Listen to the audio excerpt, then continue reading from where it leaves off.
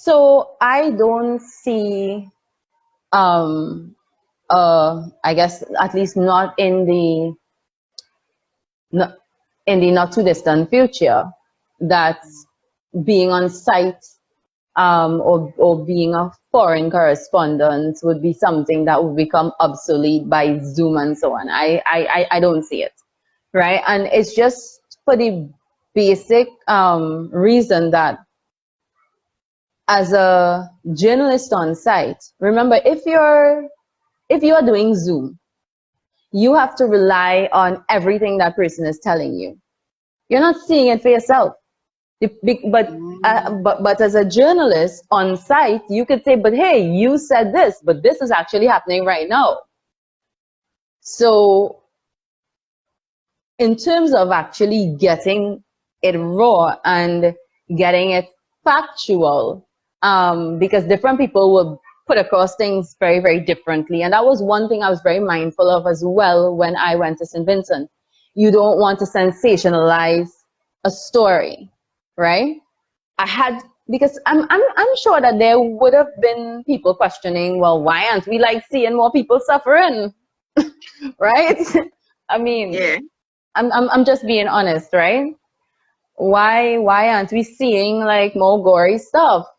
But the reality is that when I got on the ground, it was not that those situations did not exist.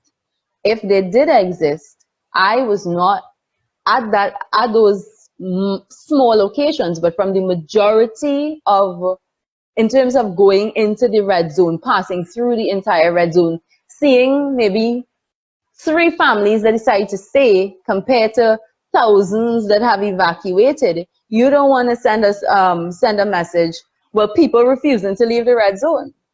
You want to say, well, most people have left the red zone. There are just a couple of families here, you know. So in terms of that, not sensationalizing a story, because if you have to rely on Zoom, anybody could tell you anything.